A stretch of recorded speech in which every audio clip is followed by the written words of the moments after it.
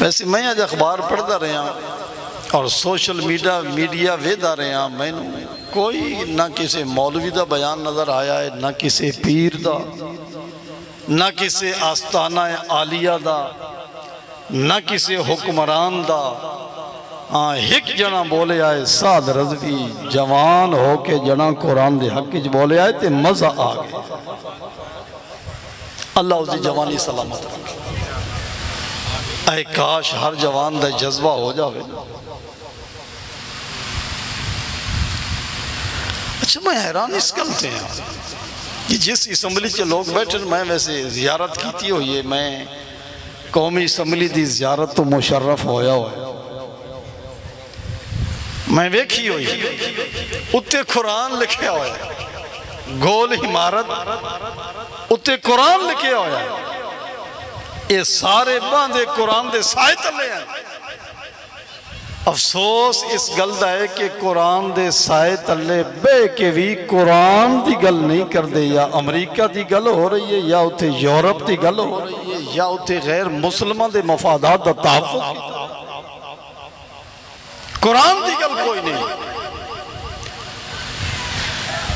بس میں اپنی دردی کہانی مکاؤں، قرآن رب دا جل رہا ہے، مسلمان خوش و خرم ہے، بازار چل رہے نے، آستانے خوش و خرم نے، مریدین دی آمد و رفت ہے، کوئی پرواہ ہی نہیں، رب دا قرآن جل رہا ہے۔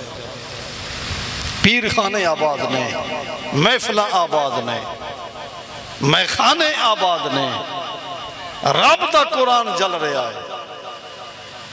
آخر تے میں گل صرف علامہ اقبال دی اس شعر تے مکاؤں کہ قافلہ حجاز میں ایک بھی حسین نہیں۔